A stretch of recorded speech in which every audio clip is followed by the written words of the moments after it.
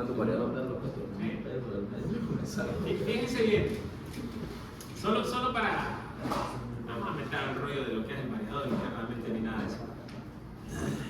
Un variador de velocidad más o menos, nosotros tenemos un L1, L2 y L3.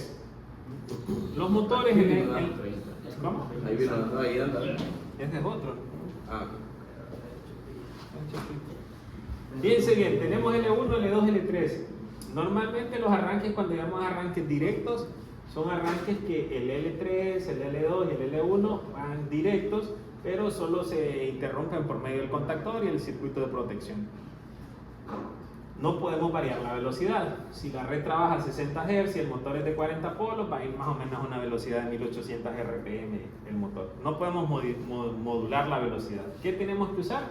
Pues para modular la velocidad necesitamos, la única forma de hacerlo en un motor trifásico es cambiando la frecuencia. ¿Ya? No podemos cambiar el número de polos. O sea, con el número de polos lo podemos hacer, pero el número de polos ya está construido el motor, no podemos cambiar. Entonces, ¿qué es lo que se hace? La otra variable de la ecuación para poder cambiar la velocidad del motor, aparte del número de polos, es la frecuencia. Entonces, por eso se llaman variadores de frecuencia o variadores de velocidad. Y eso es lo que hacen. Bueno, entonces, ¿qué es lo que uno suele hacer? Mandarle una señal a él para decirle arranque. ¿Ya? Entonces, estos equipos van a necesitar unos terminales de control para poder operar el variador. Y una de ellas es el RUN. No se lo veo.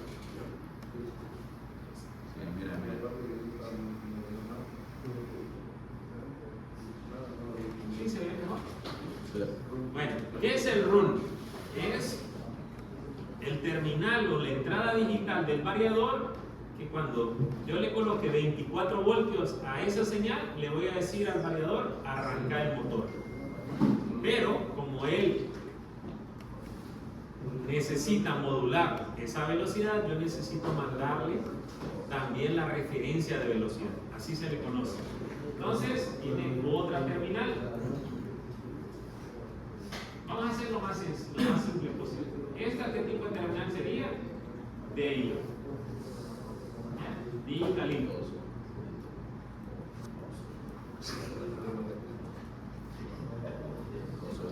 Y yo necesito mandarle algo que se llama referencia de velocidad. ¿Qué es la referencia de velocidad, muchachos? Es decirle al variador ¿qué frecuencia está? a qué frecuencia quiero que trabaje. ¿Sí? Eso es lo que hago. Entonces, este tipo de señales normalmente pueden ser de dos tipos, de 0 a 10 voltios o de 4 a 20 miliamperios. ¿Sí? ¿Qué significa? Que si yo le doy el RUN, o sea, si yo activo el RUN, pero la referencia de velocidad está en voltaje y el voltaje que está llegando a esa terminal es 0,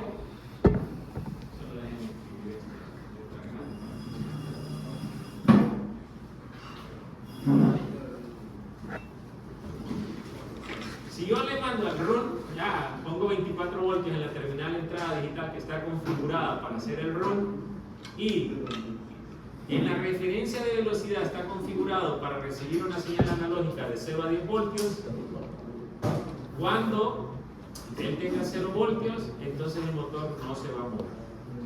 ¿Qué va a ocurrir con el motor? Se va a energizar. Pero el que esté energizado no significa que el motor gire, que el eje gire. ¿De acuerdo? Entonces, solo para... se llama velocidad, variador de frecuencia. Ellos van a variar la frecuencia entre ¿cuánto? Entre 0 y 60 Hz. ¿Por qué entre 0 y 60? Porque la red de nosotros es de 60 Hz. En Europa es de 50 Hz. Entonces los motores vienen diseñados para trabajar a 50 o a 60 Hz. Su velocidad nominal de ellos. Entonces, si este es un motor de 4 polos, a 60 Hz se llama esto velocidad de sincronismo del motor. Iría a 1800 RPM. Sería 120 por 50. 1800. A eso se le llama velocidad de sincronismo del motor. Velocidad de sincronismo, sí. Sí, eso es velocidad de sincronismo, pero no es la velocidad real del motor. Por eso es que estos motores se llaman motores asíncronos. ¿Por qué? Porque la velocidad de ellos o la velocidad del campo no va en relación a la velocidad del eje. Por eso se llaman motores asíncronos. Siempre hay un deslizamiento en el motor y normalmente en las placas van a ver que dicen 1794, 1790, 1780.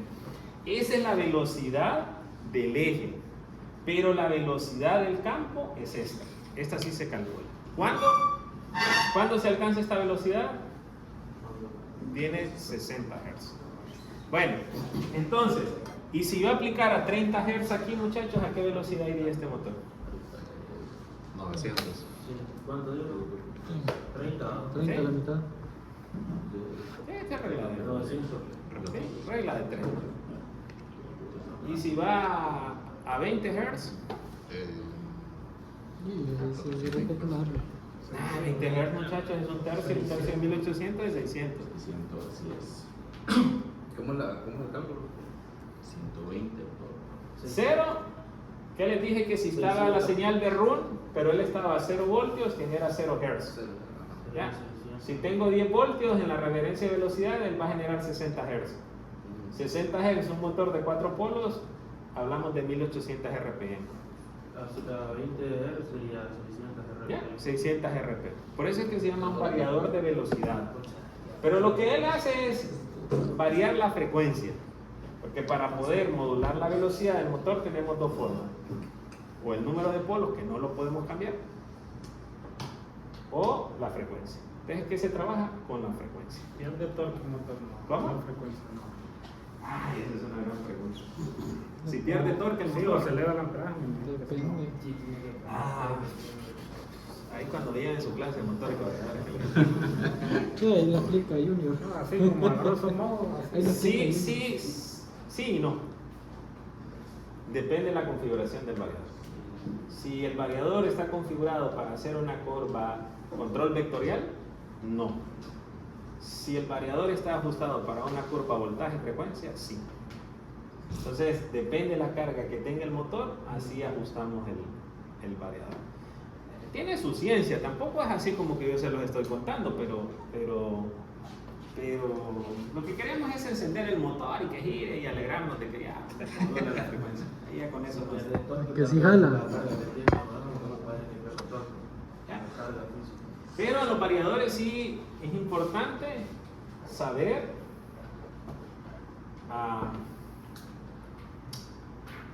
qué tipo de carga es para nosotros ajustar el tipo. Miren, aquí hay cuadráticas, lineales, vectoriales, hay un montón de curvas. ¿Qué tengo que saber yo?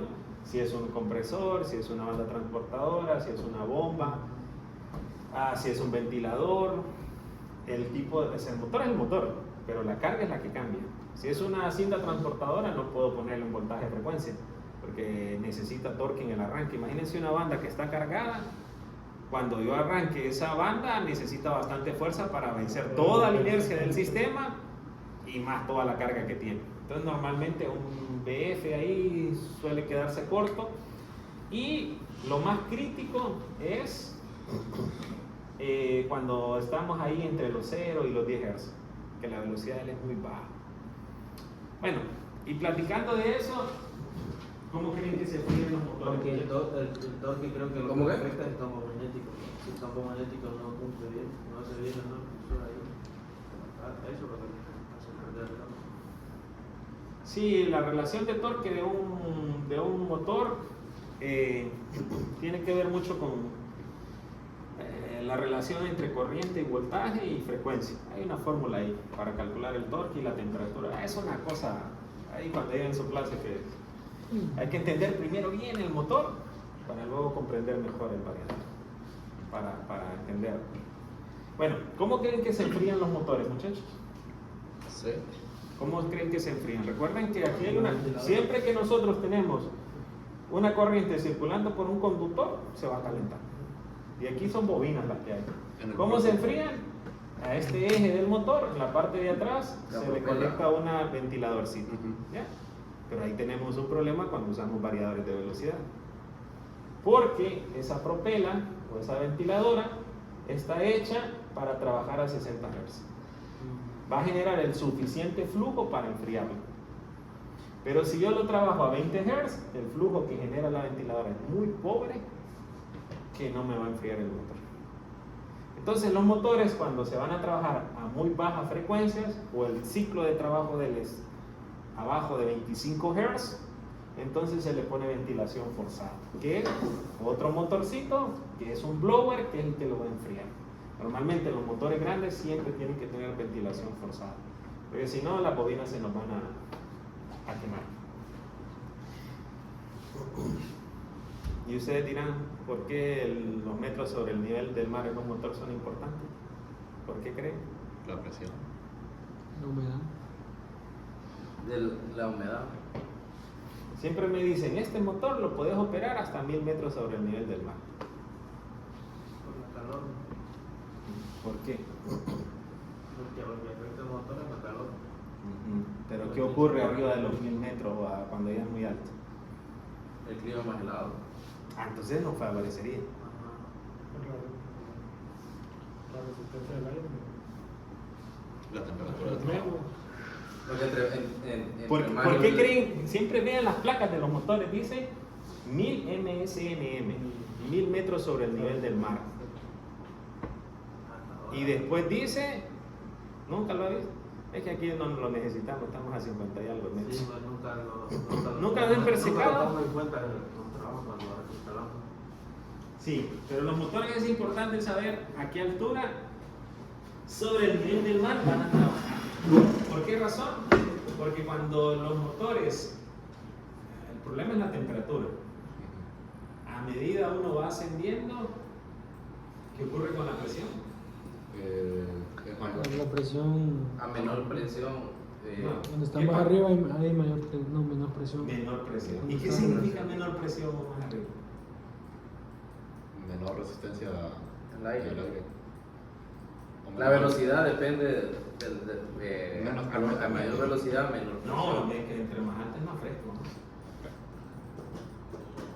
Sí, ¿Qué ocurre? pero Sí. digamos, si es un motor y le está haciendo enfriamiento forzado, te tiene que calcular también ¿Y cómo se hace el enfriamiento? por medio del aire. Ajá. ¿Y qué pasa entre más arriba estoy? Hay menos cantidad el aire es menos denso. Correcto. ¿Ya? Hay menos densidad de aire, hay menos flujo de aire. Al haber menos flujo de aire, entonces tengo menos poder de disipación de calor. Ustedes le dicen a uno, este motor con esa ventiladora que trae, trabaja a 1000 metros sobre la estadía. Si lo querés trabajar a 2000, 3000 metros, hay que colocarle ventilación forzada. ¿Por qué razón? Porque necesito mandarle un mayor flujo de aire para poder disipar el calor del motor. Y los fabricantes, cuando quieren meter algo de garantía, eso es lo que le preguntan. Se te quemó el motor. ¿A qué altura estás? Tanto. ¿Le pusiste ventilación? No, entonces no te cubre la garantía. Suele ocurrir muy poco. ¿Por qué razón? Porque los motores se dimensionan normalmente al 75% de la carga mecánica. O sea que si la mecánica demanda 10 kilowatts, entonces se pone un motor de 15 kilos. Entonces el motor trabaja relajado. Esa es la mejor forma de. Y al 75% es donde se obtiene el mejor rendimiento del motor. El motor tiene una curva de eficiencia, sí. Al 75% del porcentaje de carga es cuando mejor eficiencia. A medida que llegamos al 100, se decae. Entonces, si yo quiero un sistema eficiente, tengo que dimensionar los motores para que estén a ese porcentaje. ¿Bien? Más o menos allá. Que le vamos a pegar al dedillo. Dale 11.88 el cálculo, no voy a encontrar un motor de 11.88 HP. Y en Honduras tenemos lugares a más de 1000 metros. Sí. La Esperanza en Tibucá Sí. está en 1700. Gandía. Santa Rosa de Copán Sí, en hay 1100. mucho. Entonces, motores grandes. Pero ahí como yo el motor que más complicado es que una vez instalé un extractor de una cocina y los motores calientan, bravo. Lo que pasa es que hay otra cosa, ¿va? Los motores también traen el aislamiento, se llama, 150, 185. Entonces, así como el que instaló ese motor, no va a instalar un motor con aislamiento clase D, se llama, que la temperatura que soporta son 100, 120 grados en la bobina. Pero los motores cuando fallan y los forzan son los más rapiditos que Se daña. sí, son Si uno, es que todo, muchachos, todo tiene que ser bien lindo. No vayan a agarrar lo primero que tengan a la mano y ponerlo. Va a funcionar, pero en un par de horas nada más y después falla. Cuando ya hay sistemas de alta temperatura, entonces se ponen motores para que soporten esas temperaturas. No es que no existen, pero la mayoría de motores que nos van a vender aquí son motores estándares, no diseñados para alta temperatura. Si yo agarro un motor que sea de 2 HP y pongo el motor de 2 HP y todo igualito, pero si no tiene la clase de aislamiento para la temperatura de 185 grados, ¿vale? Y si es total, ¿no? Ya no me gusta hablar mucho de marketing. Pero eso y no que la gente que compra sí, el de compra solo ve cuál es el más barato. ¿Vale? Lo que no, y como no llevan una estadística que lo compran cada 6-7 meses. Por termo más barato. Sí. Bueno, veamos lo que le vamos a mandar entonces al variador. Le vamos a mandar una señal de rol. Con ese le vamos a decir que encienda. Y con el otro terminal podemos decirle que venga una entrada análoga.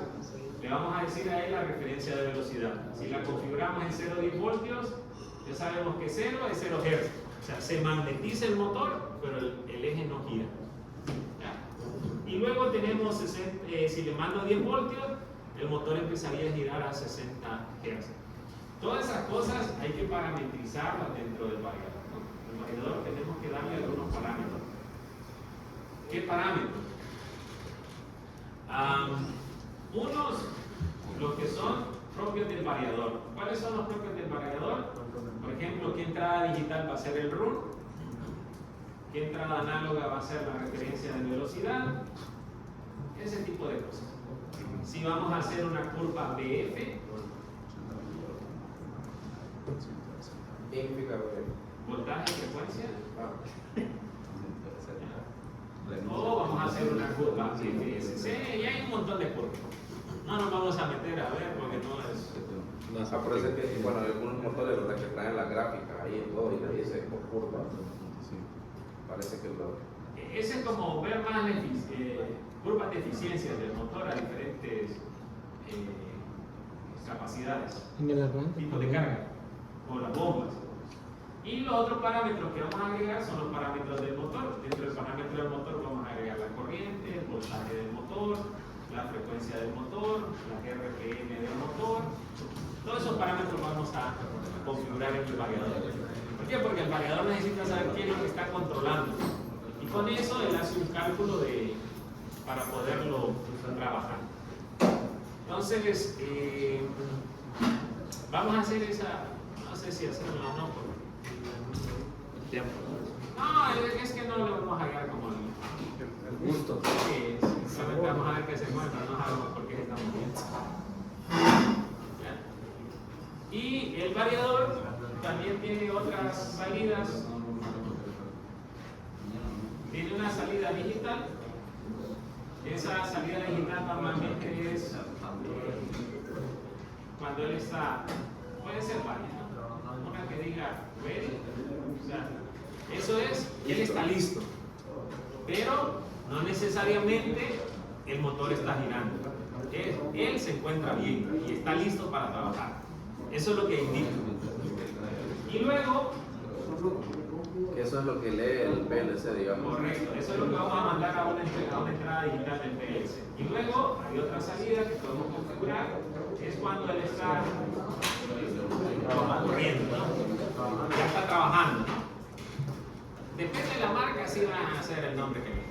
Entonces, esas dos salidas, una de que está lista, es que yo le puedo mandar a decirle al run. Pero si yo no estoy recibiendo esta señal, sé que no puedo mandar el run. Ok, ¿Qué tengo que decirle al sistema? Mira, el variador tal está en falla. ¿Por qué? Porque él no está listo. Y aparte, mandan otra señal que es está ejecutándose y suelen mandar otra señal, depende, que es qué tanto se configuró. Otra señal que se llama de falla. Una señal de falla. Entonces, cuando el variador esté en falla, se manda a activar. Una cosa es que no esté ready, pero también que no esté en falla. Listo es puede que no esté energizado. No está listo. Pero tampoco me está mandando la señal de falla. Entonces, si yo digo, está energizado, entonces, y no me está mandando el que está listo el variador, y recibo la señal de falla, sé que el variador está energizado, pero tengo una falla.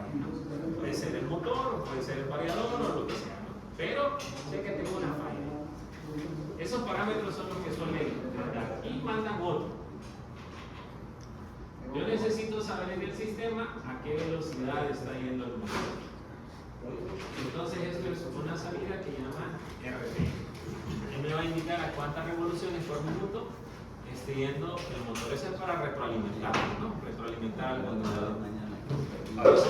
Estas salidas están donde esto será un DQ de quién? Del aire. ¿Esto qué será? De AQ del PLC. Una salida análoga. ¿Esto qué será en el PLC? Un DI. ¿Esto qué será? DI. ¿Esto qué será? DI. ¿Y esto qué será? Una I. ¿Ya? Entonces, con esto yo voy a poder... ¿Y dónde tenemos todo esto? En el T200, ¿no?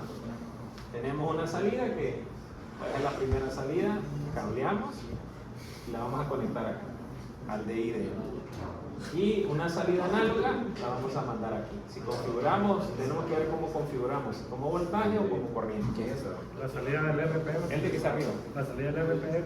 Esta es una salida análoga AQ. de él. Sí, es una AQ de él, pero se convierte en una I. ¿Ya? Una salida de él la voy a meter a una entrada de él. Y así ya nosotros podemos configurar Porque se va a hacer todo con lo de la M200 SP. ¿Cómo así? de QPLC, ¿no? Pero ¿por qué uno está en una de ellas? Ah, porque vos en el PLC que vas a configurar una bobina, ¿no? O sea, con el pulsador vas a encender la bobina en el PLC. O sea, esa bobina es la de Q. ¿Estamos bien? De manera digital. Bueno, Y en el PLC pues es una y señal de entrada. recuerden que nosotros tenemos... Perdón, en el variador es una señal de entrada. Agarremos este caso de aquí. Eso es, vos le vas a estar digitalmente encender la salida. Y la salida le mandaron pulso a Y la la- entrada. Si yo quisiera que se activara con la primera salida de este módulo, ¿qué dirección era? ¿Se acuerdan? 80 le puso. 80, ¿no? 80. Entonces, yo aquí tendría que decir que esto es Q80 Sí. ¿Están de acuerdo? Sí. Eso que está haciendo ahorita. Sí, sí, sí. Sí, bien. Ya. Q80. Y si es que la salida análoga, ¿qué sería? QW22. ¿Por qué QW22? ¿Recuerdan? Este es el módulo de salidas análogas, ¿no? ¿Y qué dirección le asigné? No le puso 80 también, ¿no? 82. Aquí. Ah, ok, sí, 80. 82. Y como es una